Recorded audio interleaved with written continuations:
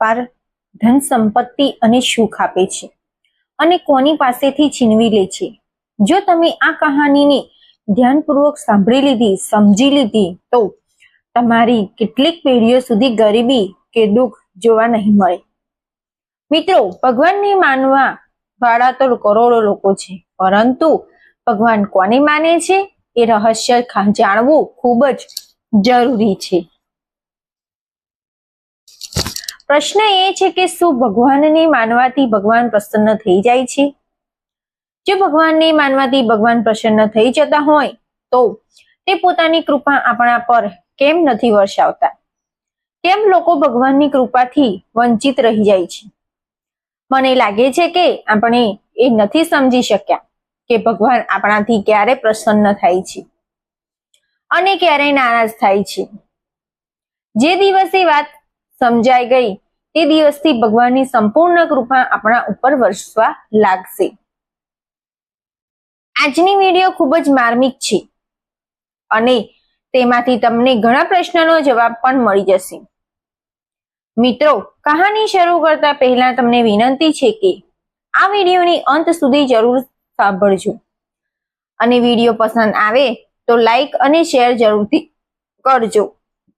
જો હજુ સુધી તમે અમારી ચેનલને સબસ્ક્રાઇબ ના કરી હોય તો અત્યારે જ સબસ્ક્રાઇબ કરી લેવી જોઈએ અને કોમેન્ટ બોક્સમાં હર હર મહાદેવ જરૂરથી લખજો, જેથી ભગવાન ભોલેનાથની કૃપા આપણા સૌ પર નિરંતર બની રહે. તો ચાલો મિત્રો, આ વિડીયોને શરૂ કરીએ. આ કહાની છે એક ગરીબ મોચીની.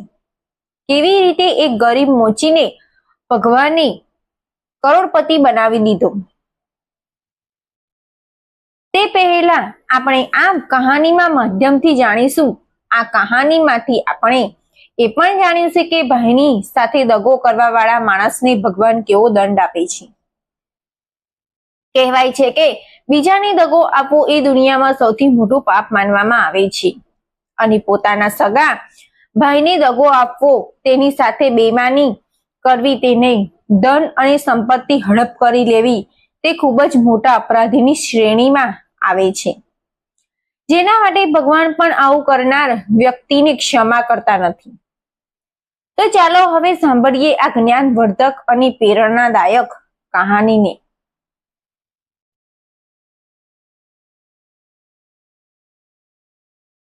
એક સમયની વાત છે. કોઈ એક ગામમાં એક મોચી રહેતો હતો. મોચી ખૂબ જ ગરીબ હતો. 2 ટાઈમનું ભોજન મળતું નહોતું, પણ તેના માટે ખૂબ જ મુશ્કેલી હતી. તે મોચી લોકોના બૂટ ચંપલ સીવવાનું કામ કરતો હતો. તેની પાસે પોતાની જગ્યા કે દુકાન પણ ન હતી કે જ્યાં બેસીને તે પોતાનું કામ કરી શકે. એટલા માટે તે ક્યારેક રસ્તા પર તો ક્યારેક ગામમાં ચબૂતરે બેસીને લોકોના બૂટ ચંપલ રિપેર કરતો હતો અને તેના કામના બદલામાં જે પૈસા મળતા હતા તેનાથી તે પોતાનું ગુજરાન ચલાવતો હતો. તે ખૂબ જ સંતોષી હતો. આ ધંધાથી જ તે પોતાનું જીવન પસાર કરી રહ્યો હતો. એક સમયની વાત છે. શ્રાવણ મહિનાનો સમય આવે છે અને તમે જાણો છો કે શ્રાવણ મહિનાનો કેટલો પવિત્ર દિવસ હોય છે. ભગવાન ભોલેનાથના ભક્તો શ્રાવણ મહિનામાં તેમના ઉપર જળનો અભિષેક કરે છે. શિવ ભક્ત કાવડ યાત્રા કાઢે છે અને ગંગાજળમાંથી જળ લઈને ભગવાન શિવને અર્પણ કરે છે. મિત્રો, દરરોજની જેમ તે મોચી રસ્તાના કિનારે બેસીને બૂટ ચંપલ સીવી રહ્યો હતો. બીજી બાજુ શ્રાવણનો મહિનો ચાલી રહ્યો હતો. ભગવાન ભોલેનાથના ઘણા ભક્ત બધા અને શ્રદ્ધાળુ કાવડ લઈને ભગવાન શિવ ઉપર જળાભિષેક કરવા માટે જઈ રહ્યા હતા. ત્યારે મોચીએ જોયું કે ઘણી મોટી ભીડમાં શિવ ભક્ત અને શ્રદ્ધાળુઓ કાવડ લઈને ભગવાન શિવને જળ અર્પણ કરવા માટે જાય છે, મસ્તીમાં જઈ રહ્યા છે. ત્યારે તે મોચીની અંદર પણ એક ભાવના ઉત્પન્ન થઈ કે હું પણ ભગવાન શિવ માટે કાવડ યાત્રા લઈને જાઉં અને તેમના પર જળાભિષેક કરું. પરંતુ તે બિચારો મન મારીને ત્યાં બેસી રહ્યો અને તે વિચારવા લાગ્યો કે મારી પાસે તો એટલા પૈસા પણ નથી, હું કાવડ કેવી રીતે લઈ જઈશ? આખો દિવસ મહેનત મજૂરી કરીને જે પૈસા કમાવું છું તેમાંથી મને ફક્ત સવાર અને સાંજનું ભોજન જ નસીબ થાય છે. તો પછી હું આ કાવડ માટે પૈસા ક્યાંથી લાવીશ? આખો દિવસ કામ કરીને ફક્ત આટલું જ કમાવું છું. તે મોચી આવો વિચાર કરીને ત્યાં બેસી રહે છે, પરંતુ તેના મનમાં ભગવાન ભોલેનાથના પ્રત્યે ભક્તિનો ભાવ જાગૃત થઈ ગયો હતો. તેને નક્કી કરી લીધું કે હું કાવડ લઈને ભગવાન ભોલેનાથ પર જળાભિષેક કરવા માટે જરૂર જઈશ, પરંતુ અત્યારે નહીં, જ્યારે શ્રાવણ મહિનાનો ફરી આવશે તો આવતા વર્ષે હું જરૂર જઈશ. આ રીતે વિચાર કર્યા બાદ તે પોતાના રોજના કામમાં વ્યસ્ત થઈ જાય છે. પરંતુ તે દિવસથી ભગવાન શિવ પ્રત્યે તેના મનમાં ભક્તિ વધતી ગઈ. હવે તે દરરોજ સવારે અને સાંજે ભગવાન ભોલેનાથની પૂજા કરતો હતો અને આખો દિવસ રસ્તાના કિનારે બેસીને તે પોતાના લોકોના બૂટ ચંપલ સીવતો હતો. એક દિવસની વાત છે, તે મોચી કોઈ જગ્યાએ જઈ રહ્યો હતો. તેને રસ્તામાં તેને એક કુંભારની દુકાન નજરે પડી. કુંભાર માટીના વાસણોમાં બનાવી રહ્યો હતો. તે મોચીની નજર પડે છે ત્યારે તે જુએ છે કે ત્યાં એક પૈસા બચત કરવાનો ગલ્લો પડ્યો હતો. મોચીએ જ્યારે તે ગલ્લો જોયો ત્યારે તેને વિચાર કર્યો કે હું દરરોજ જે પૈસા કમાઉં છું તેમાંથી 2-4 પૈસા બચાવીને હું દરરોજ આ ગલ્લામાં નાખીશ અને આ રીતે બચત કરીને એક વર્ષમાં હું કેટલાક પૈસા તો ભેગા કરીશ લઈશ કે આવતા વર્ષે હું ભગવાન ભોલેનાથ પર કાવડ લઈને જળાભિષેક કરવા માટે જઈશ શકું. તે મોચી કુંભાર પાસેથી ગલ્લો ખરીદી લે છે અને પોતાના ઘરે લઈ જાય છે. ઘરે આવીને તે તેની પત્નીને કહે છે કે જુઓ, હું ગલ્લો લઈને આવ્યો છું. ત્યારે તેની પત્ની કહે છે કે તમે આનું શું કરશો? ત્યારે મોચીએ પોતાના મનની ઈચ્છા તેની પત્નીને જણાવી અને કહેવા લાગ્યો કે પ્રિયે, આપણે રોજ જે પૈસા કમાવીએ છીએ તેમાંથી આજથી આપણે 2-4 પૈસા બચાવીને આ ગલ્લામાં નાખતા રહીશું. ધીમે ધીમે આ ગલ્લામાં એક વર્ષમાં થોડા પૈસા ભેગા થઈ જશે અને ત્યારબાદ તે પૈસામાંથી આપણે એક કાવડ તૈયાર કરીશું અને શ્રાવણ મહિનામાં ભગવાન ભોલેનાથને પર કાવડ ચડાવવા માટે જઈશું. મારા મનમાં પણ ભગવાન ભોલેનાથને કાવડ ચડાવવાની ઈચ્છા ઉત્પન્ન થઈ રહી છે. મોચીની વાત સાંભળીને તેની પત્ની ખૂબ જ ખુશ થઈ અને કહે છે કે જો આવી વાત છે તો આજથી હું પણ તમારા આ કામમાં મદદ કરીશ. મિત્રો, હવે તે મોચી અને તેની પત્ની ભગવાન ભોલેનાથની પૂજા કરવા લાગે છે અને આખો દિવસ પોતાનું કામ કરે છે. સાંજે મોચી જે પૈસા કમાવીને લાવે છે તેમાંથી 2 પૈસા જે બચાવતા હતા તે ગલ્લામાં નાખવા લાગે છે. આ રીતે સમય પસાર થતો ગયો અને 1 વર્ષ પછી તેને પોતાના ગલ્લો પણ ભરી દીધો. આ બાજુ જ્યારે શ્રાવણ મહિનો આવે છે અને તે શ્રાવણ મહિનામાં દર વર્ષની જેમ ભગવાન ભોલેનાથના ભક્તો ગણો પોતપોતાના કાવડ લઈને ભગવાન શિવને જળાભિષેક કરવા માટે ભગવાન ભોલેનાથના મંદિર તરફ જવા લાગે છે. આ બાજુ મોચીએ જોયું ત્યારે તેને પણ વિચાર્યું કે આ વર્ષે તો હું જરૂરથી ભગવાન ભોલેનાથ પર કાવડ ચડાવીશ અને આવો વિચાર કરીને તે પોતાના ઘરે ચાલ્યા જાય છે અને ઘરે જઈને તે પોતાના ગલ્લાને તોડે છે. ત્યારે તેમાંથી જે પૈસા નીકળે છે અને તેને લઈને બજારમાંથી એક કાવડ તૈયાર કરાવે છે અને તેને ખૂબ જ સરસ રીતે શણગારે છે. ત્યારબાદ ખૂબ જ ભાવથી તે ગંગામાં સ્નાન કરવા માટે જાય છે અને સ્નાન કર્યા બાદ ગંગાજળમાંથી જળ લઈને લોટામાં ભરીને તે લોટો કાવડમાં મૂકીને ભગવાન ભોલેનાથની કાવડ ચડાવવા માટે તે ચાલી નીકળે છે હવે મનમાં ભગવાન ભોલેનાથનું સ્મરણ કરતા કરતા તે ભગવાન શિવના મંદિર તરફ ચાલી નીકળે છે. કાવડ તો તેને પોતાના ખભા પર મૂક્યું હતું અને તે ખૂબ જ ભાવથી મસ્તીમાં નિષ્કામ ભાવ સાથે તે ભગવાન ભોલેનાથના મંદિર તરફ ચાલી રહ્યો હતો. બીજી બાજુ ભગવાન ભોલેનાથ અને માતા પાર્વતી આ દ્રશ્ય નિહાળી રહ્યા હોય છે અને કહેવાય છે કે ભગવાનની નજરો માંથી કોઈ બચી નથી શકતું. તે બધાને જુએ છે, પરંતુ થોડાક મૂર્ખ લોકોને એમ લાગે છે કે ભલે ગમે તેટલું ખોટું કામ કરી લો, તમને કોણ જોઈ રહ્યું છે. તેવા લોકો દુનિયાવાળાની તો ડરે છે, પરંતુ ભગવાનથી નથી ડરતા. તે લોકો એ ભૂલી જાય છે કે કણ કણમાં વ્યાપક ઈશ્વર આપણા દરેક કર્મને જોઈ રહ્યા છે.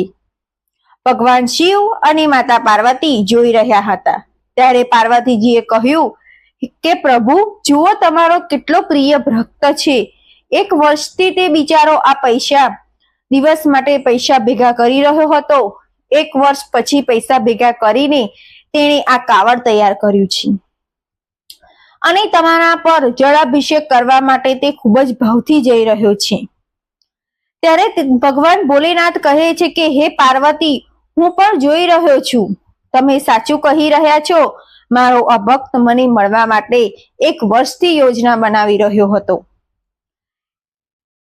એક પૈસો ભેગો કરી રહ્યો હતો, પરંતુ હવે હું આ ભક્ત થી પરીક્ષા લેવા માંગુ છું કે મારા આ ભક્ત અસલી છે કે નકલી.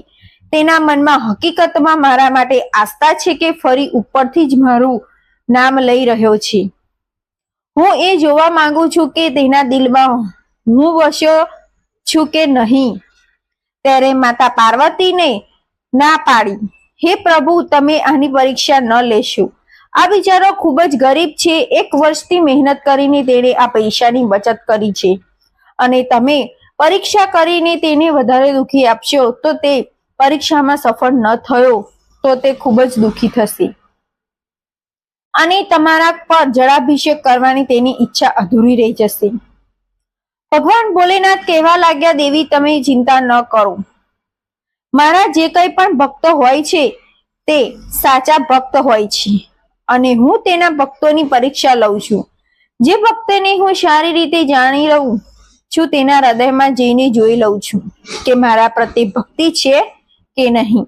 એટલા માટે મારે આ ભક્તની પરીક્ષા જરૂર કરવી જોઈએ. માતા પાર્વતીએ કહ્યું, પ્રભુ, જેવી તમારી ઈચ્છા.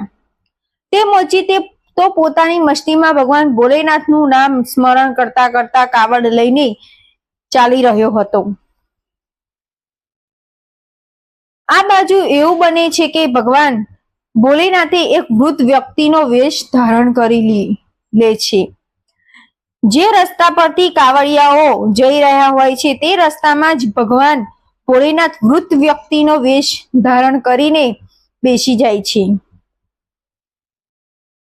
હવે તે રસ્તામાંથી જે પણ કાવડવાળા નીકળે છે ત્યારે ભગવાન ભોલેનાથ તેની પાસેથી પાણી માંગે છે કે ભાઈ, મને થોડું પાણી પીવડાવી દો. હું ખૂબ જ તરસ્યો છું. તરસના કારણે મારો જીવ નીકળી રહ્યો છે. કૃપા કરીને મને પાણી પીવડાવીને મારો જીવ બચાવો. તે ગરીબ વૃદ્ધ વ્યક્તિને જોઈને બધા કાવડિયાઓ કહે છે કે કેવો પાગલ વ્યક્તિ બેઠો છે, કહી રહ્યો છે કે પાણી પીવડાવી દો. તેને એ પણ નથી ખબર છે કે આ જળ ને અમે ભગવાન ભોલેનાથ પર અભિષેક કરવા માટે લઈ જઈ રહ્યા છીએ. જો આપણે આ જળને તેને પીવડાવી દઈશું તો ભગવાન ભોળેનાથ પર શું ચડાવીશું? હવે આ વૃદ્ધ વ્યક્તિ મરી જાય તો આપણને તેનાથી કોઈ મતલબ નથી. આ જળ તેને પીવડાવીને અમારી યાત્રા રદ કરવાની નથી. મિત્રો, ત્યાંથી કેટલાય પણ શ્રદ્ધાળુઓ પ્રસાર થાય છે. તેમની પાસેથી ભગવાન ભોલેનાથ વૃદ્ધ વ્યક્તિના વેશમાં પાણી પીવા માટેનો આગ્રહ કરે છે, પરંતુ કોઈ પણ વ્યક્તિ તેમને પાણી પીવડાવવા માટે તૈયાર થતો નથી. બીજી બાજુ માતા પાર્વતી પણ જોઈ રહ્યા હતા કે આટલા બધા લોકોમાં કોઈ પણ વ્યક્તિ મારા સ્વામીને પાણી નથી પીવડાવી રહ્યા. આ કેવી ભક્તિ છે જે એક મનુષ્યનું દુઃખ કોઈની નજરમાં નથી આવી રહ્યું. થોડી વાર પછી તે મોચી ત્યાં આવે છે જે ભગવાનને ભક્તિમાં લિંગ હતો, અને જેવો જ તે વૃદ્ધ વ્યક્તિની પાસેથી પસાર થાય છે ત્યારે વૃદ્ધ વ્યક્તિના વેશમાં બેઠેલા ભગવાન ભોળેનાથ તેને રોકે છે અને તેને કહે છે કે દીકરા, હું ઘણો તરસ્યો છું. તરસથી મારો જીવ નીકળી રહ્યો છે. જો મને પાણી ન મળ્યું તો મારો જીવ નીકળી જશે, હું મરી જઈશ. મેં ઘણા બધા કાવડિયાઓ પાસેથી પાણી માંગ્યું હતું, પરંતુ એક ટીપું પાણી પણ કોઈને મળ્યું નહીં. હું તરસથી મરી રહ્યો છું. આ ભગવાન ભોળેનાથના કેવા ભક્તો છે જે એક તરસ્યાને ટીપું પાણી પણ નથી આપતા. જો તમે મને આ જળ પીવડાવશો તો તમારી ખૂબ જ મહેરબાની થશે. જે લોટામાં તમે આ પાણી એટલે કે જળ લઈને જઈ રહ્યા છો તે જળ મને પીવડાવવું દો, મારો જીવ બચી જશે. તે વૃદ્ધ વ્યક્તિની વાત સાંભળીને મોચી ત્યાં થોભી જાય છે અને તેને વૃદ્ધ વ્યક્તિને ખૂબ જ ધ્યાનથી જુએ છે અને વિચારે છે કે આ વૃદ્ધ વ્યક્તિ ખૂબ જ તરસ્યા લાગે છે, એટલા માટે મારી પાસેથી પાણી માંગી રહ્યા છે. પાણી તો હું તેમને પીવડાવી લઈશ, પરંતુ આ જળ તો હું ભગવાન ભોળેનાથ પર ચઢાવવા માટે લઈ જઈ રહ્યો છું. મેં 1 વર્ષથી પૈસા ભેગા કર્યા છતાં ત્યારે કાવડ તૈયાર થઈ શક્યું છે. ખૂબ જ મહેનત કરી છે અને ખૂબ જ ખુશી સાથે હું આ કાવડમાં જળ લઈને જઈ રહ્યો છું. 1 વર્ષથી હું રાહ જોઈ રહ્યો છું કે ક્યારે શ્રાવણનો મહિનો આવશે અને હું ભગવાન ભોલેનાથ પર જળાભિષેક કરીશ. 1 વર્ષ પછી મારું આ સપનું પૂરું થવા જઈ રહ્યું છે. એક બાજુ મોચી વિચારમાં ડૂબી ગયો હતો. એટલા વારમાં તે વૃદ્ધ વ્યક્તિ કહે છે, શું થયું દીકરા? શું વિચારી રહ્યો છે? દીકરા, હું તરસથી મરી રહ્યો છું, મને જલ્દીથી પાણી પીવડાવ, નહીં તો મારું મૃત્યુ થઈ જશે. તે વૃદ્ધ વ્યક્તિને પાણી માટે આજીજી કરતા જોઈને મોચીને ખૂબ જ દયા આવી ગઈ. તેણે તરત જ ભગવાન ભોળેનાથની માફી માંગી અને કહેવા લાગ્યો, પ્રભુ, મને માફ કરજો. હું આ કાવડ અને જળ આવતા વર્ષે તમારા ઉપર ચઢાવી દઈશ. ફરીથી પૈસા ભેગા કરીશ, ફરીથી ગલ્લામાં બચત કરીશ અને આવતા વર્ષે જ્યારે શ્રાવણનો મહિનો આવશે ત્યારે હું આ જળ તમને અર્પણ કરીશ. આ જળ અત્યારે હું આ વૃદ્ધ વ્યક્તિને પીવડાવી દઉં છું. હે પ્રભુ, મને ક્ષમા કરજો, કેમ કે આ વૃદ્ધ વ્યક્તિ તરસ્યાથી વ્યાકુળ થઈને મરી રહ્યા છે અને મારો ધર્મ છે કે હું તેમને પાણી પીવડાવીને તેમનો જીવ બચાવું. જો તે પાણી વગર મરી જશે તો મારો તમારા પર જળાભિષેક કરવો વ્યર્થ ગણાશે. સૌથી પહેલા મારો ધર્મ એ છે કે હું તેમને જીવ બચાવું. એમ જો પાણી વગર તે મરી જશે તો તમે મને ખૂબ જ મોટું પાપ લાગશે. આવો વિચાર કરીને તે મોચીએ જળને વૃદ્ધ દાદાને પીવડાવી દીધું. મિત્રો, તે મોચીને નહોતી ખબર કે આ વૃદ્ધ દાદા જ ભગવાન ભોળેનાથ છે, પરંતુ તેને માનવ સેવા કરી અને તેને પોતાનો સૌથી મોટો ધર્મ નિભાવ્યો હતો. તેમને પાણી પીવડાવ્યું અને ત્યાર પછી તે વૃદ્ધ દાદાની તરસ છીપી જાય છે. ત્યારે મોચી તેમને પ્રણામ કરે છે અને કહે છે કે દાદા, હવે હું મારા ઘરે પાછો જઉં છું, કેમ કે મારી પાસે ભગવાન ભોલેનાથ પર ચઢાવવા માટે જળ નથી. કઈ વાંધો નહીં, હું આવતા વર્ષે ભગવાન ભોલેનાથ પર જળ ચઢાવી દઈશ. આવું કહીને તે મોચી પોતાના ઘર તરફ ચાલવા લાગે છે. ત્યારે ભગવાન ભોલેનાથ જે વૃદ્ધ દાદાના વેશમાં હતા તેમને રોકી લે છે અને કહ્યું કે દીકરા, ઊભો રહે. તું તારા ઘરે જઈ રહ્યો છે અને ઘરે ક્યારે પણ ખાલી હાથે ન જવું જોઈએ. આપણે જ્યારે પણ ઘરે જઈએ ત્યારે કંઈક ને કંઈક લઈ જવું જોઈએ. હું તને કંઈક આપવા માંગુ છું, તેને તું ઘરે લઈ જજે. મોચી વિચારવા લાગ્યો કે ખરાબ નહીં, આ દાદા મને શું આપશે? અને ત્યારબાદ કહ્યું કે ઠીક છે, જેવી તમારી ઈચ્છા.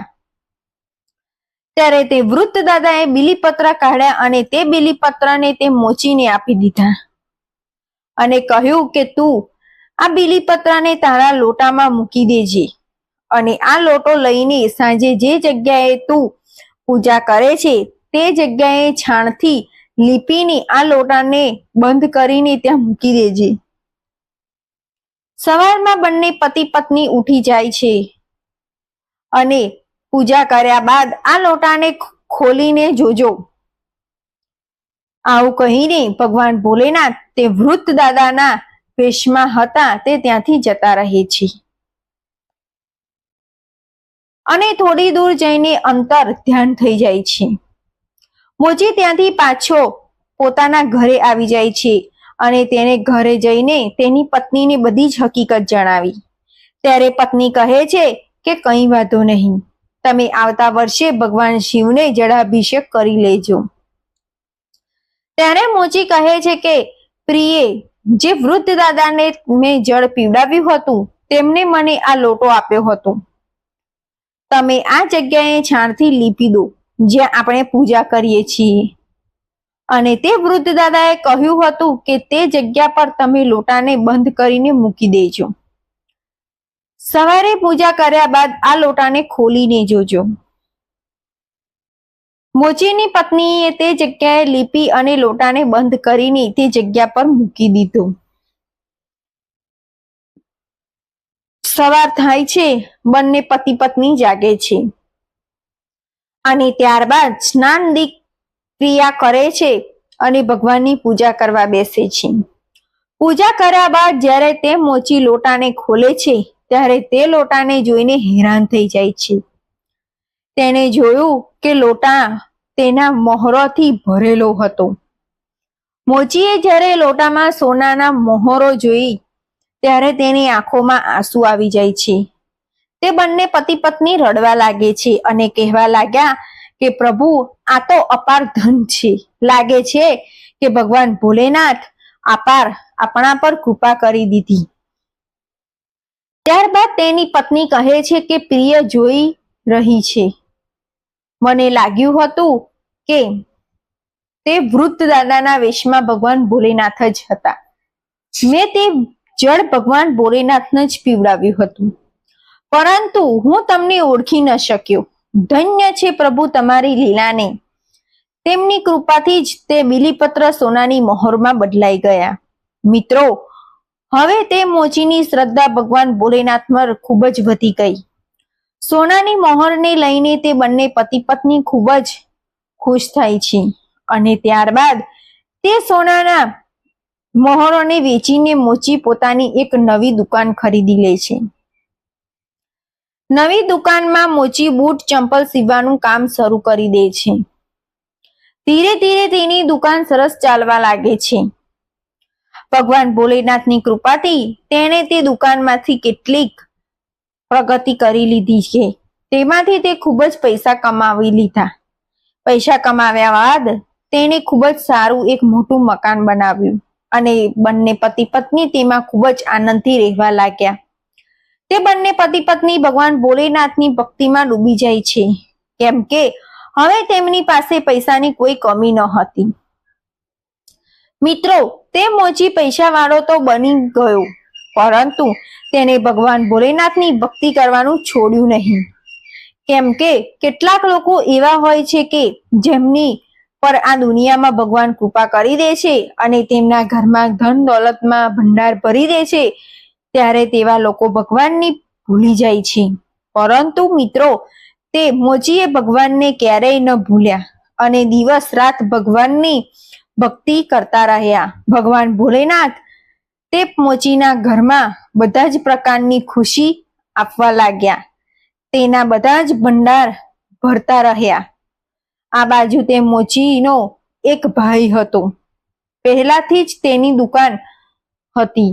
તેની દુકાન પણ ખૂબ જ સારી ચાલી રહી હતી. અચાનક તેને જોયું કે રસ્તામાં કિનારે બેસીને મારો ભાઈ બૂટ ચંપલ સીવતો હતો, જેને સવાર સાંજનું ભોજન મળવું પણ મુશ્કેલી હતું. તે આજે અચાનક આટલો મોટો શેઠ બની ગયો. આ બાજુ ગરીબ આટલો મોટો પૈસાવાળો કેવી રીતે બની ગયો? તેને દુકાન પણ ખરીદી લીધી અને સારું મકાન પણ બનાવી દીધું. તેની પાસે તો ખૂબ જ ધન છે. પોતાના ભાઈની પ્રગતિ જોઈને તેને ઈર્ષ્યા આવવા લાગે છે. તેના ભાઈની પ્રગતિ તેને હજમ થતી નથી. હવે તે દિવસ રાત તેના ભાઈના વિચારોમાં રહેતો હતો અને તેની ઈર્ષ્યા કર્યા કરતો. મિત્રો, એ સ્વાભાવિક છે કે જ્યારે તમારી પાસે વધારે ધન થઈ જાય, તમારી સારી એવી કમાણી થવા લાગે, ત્યારે ઈર્ષ્યા કરવા વાળા લોકો પણ વધી જાય છે. આ પ્રકારે મોચીનો ભાઈ તેની ઈર્ષ્યા કરવા લાગ્યો. તે કોઈ પણ રીતે તેને નીચો પાડવા માંગતો હતો. તેણે એક દિવસ એવું કર્યું કે તે મોચી પર ચોરીનો આરોપ લગાવી દીધો અને ગામમાં લોકોને કહી દીધું કે આ મોચીએ મારી દુકાનમાંથી પૈસા ચોર્યા છે. મારી દુકાનમાંથી બૂટ ચંપલ ચોરીને તેણે પોતાની દુકાનમાં મૂકી દીધા છે.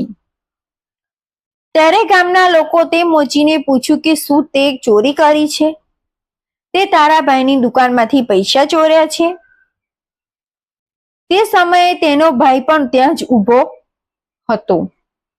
તે ભાઈ કહી રહ્યો હતો કે આણે જ મારી દુકાનમાંથી ચોરી કરી છે અને પૈસા તથા સામાન બંને ચોરી લીધા છે, એટલા માટે તે આટલો મોટો પૈસાવાળો બની ગયો છે. પોતાના ભાઈની આ વાત સાંભળીને તે મોચી રડવા લાગે છે અને કહે છે, નાના ભાઈ, મેં તારું કંઈ પણ ચોર્યું નથી. આ તો વૃદ્ધ દાદાની કૃપા છે. તેમને જ મારા માટે આ બધું કર્યું છે. તેને આખી ઘટના જેમ હતી તેમ બધાને જણાવી, પરંતુ લોકોએ તેની વાત પર વિશ્વાસ ના આવ્યો. લોકો કહેવા લાગ્યા કે આ વૃદ્ધ દાદા કોણ છે? ત્યારે મોચીએ જવાબ આપ્યો કે તે વૃદ્ધ દાદા એટલે કે ભગવાન ભોળેનાથ અમને આ બધું આપ્યું છે. તેણે જણાવ્યું, હું ભગવાન ભોળેનાથ પર જળાભિષેક કરવા માટે જઈ રહ્યો હતો. રસ્તામાં એક તરસ્યા વૃદ્ધ દાદા મળ્યા. મેં તેમને તે જળ પીવડાવી દીધું. તેમને મને બીલીપત્ર આપ્યા હતા. તે બીલીપત્ર સોનાની મહોરમાં બદલાઈ ગયા. તે સોનાના મહોરને વેચીને આ બધું કામ કર્યું છે. મેં કોઈની પણ ચોરી કરી નથી.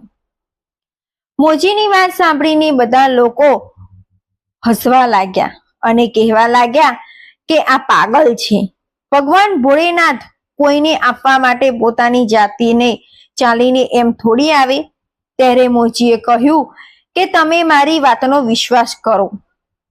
આ ભગવાન ભોળેનાથે મને આપ્યું છે. પરંતુ મિત્રો, કહેવાય છે ને કે આ દુનિયામાં લોકો ખૂબ જ આજીબ હોય છે. જ્યાં સુધી ચમત્કાર નથી જોઈ લેતા ત્યાં સુધી તેને નમસ્કાર નથી કરતા. એટલા માટે જ તેવા લોકોની પાસે ભગવાન સ્વયં આવી જાય છે, તો પણ તે ઓળખી શકતા નથી. જેમ કે તેમના પર લોકોના નામનો પડદો પડેલો હોય છે. તેવા લોકો લોભ અને લાલચમાં એટલા બધા ફસાયેલા હોય છે કે તેઓ ભગવાનને ઓળખી શકતા નથી. અમે મિત્રો, આ વાત સાચી છે કે વ્યક્તિ પર લોભ, લાલચ અને માયાનો પડદો પડેલો હોય છે. જેને માયાને કાઢી દીધો છે, ત્યારે ભગવાન પોતાના અસલી રૂપમાં પણ આવી જાય ત્યારે તેઓ વ્યક્તિ તેમને ઓળખી શકતા નથી. ગામના લોકોએ કહ્યું કે આ મોચી આપણા બધાને મૂર્ખ બનાવી રહ્યો છે.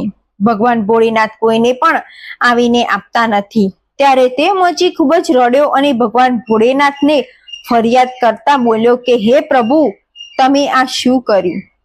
તમે મને ધન તો આપી દીધું અને મને મળી પણ ગયું.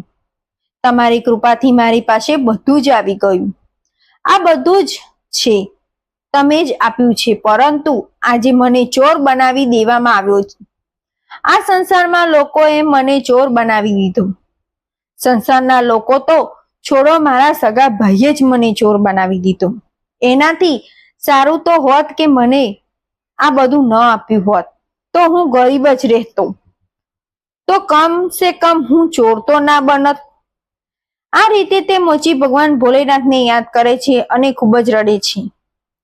ત્યારબાદ તેના ભાઈએ કહ્યું કે જુઓ ભાઈઓ, આપણે આખા ગામની પંચાયત બેસાડીશું.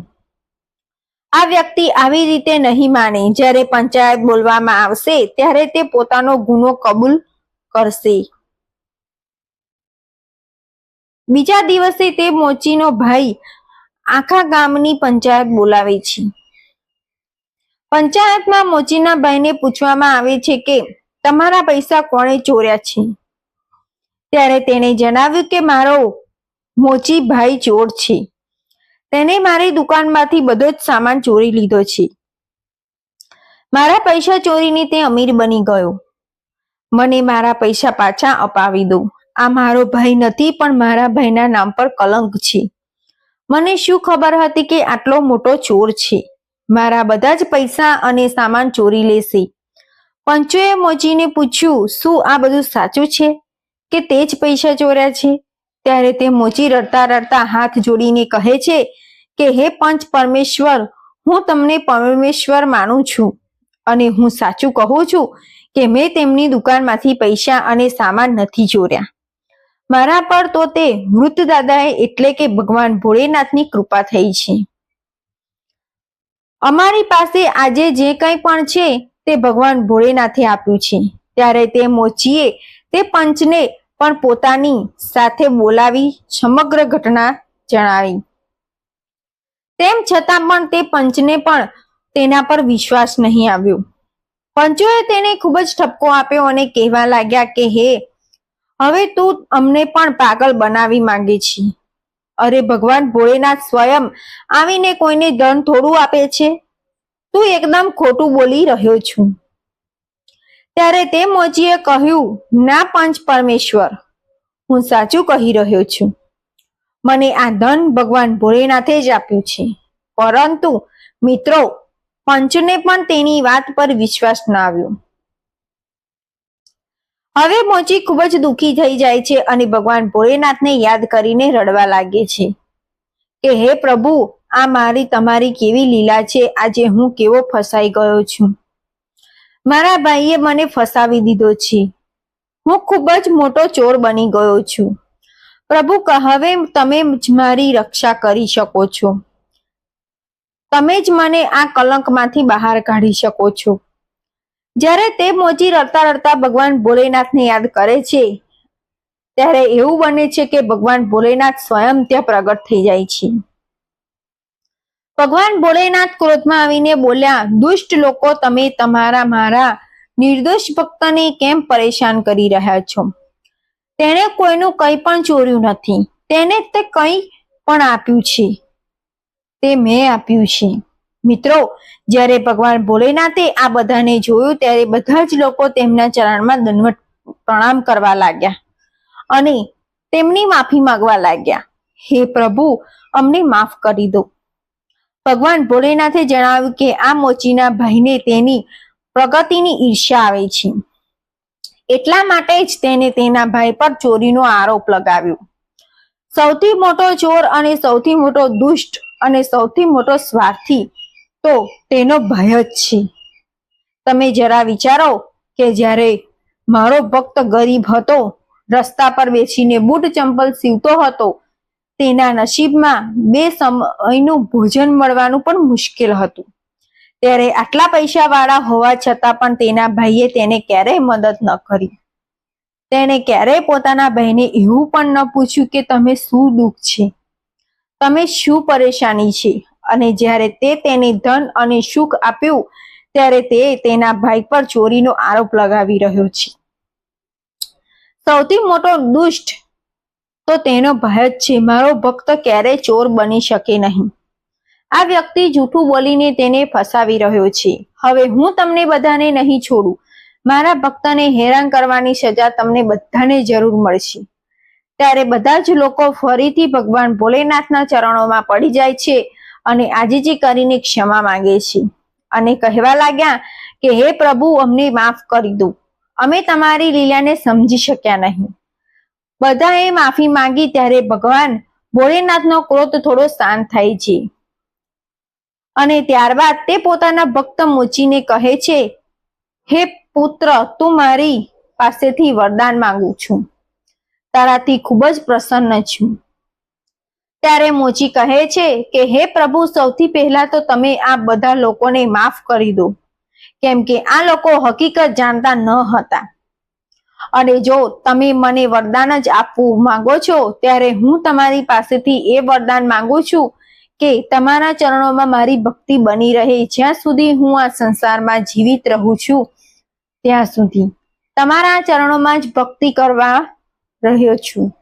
તમારા જ નામનું સ્મરણ કરતો રહું અને દરેક સમયે તમારા નામનો ગુણગાન ગાતો રહું. અને જ્યારે મારા પ્રાણ નીકળે ત્યારે તમારું નામ લેતા લેતા જ મારા પ્રાણ નીકળે. પોતાના ભક્તની પ્રાર્થના સાંભળીને ભગવાન ભોળેનાથ તથાસ્તુ કહે છે અને ત્યાંથી અંતર ધ્યાન થઈ જાય છે. ગામના બધા લોકો અને તેમ મોચીને ભાઈ પણ તેની પાસે માફી માંગે છે અને કહે છે કે તું જ સૌથી મોટો ભક્ત છું. અમે તો મોહ જાળમાં ફસાયેલા છીએ, એટલા માટે અમે જે સારું હોય તેને ઓળખી શકતા નથી. અમને તો કેવળ ખોટું જ દેખાય છે. સારું તે જ જોઈ શકે છે જે મોહ માયા અને લોભ લાલચથી દૂર હોય.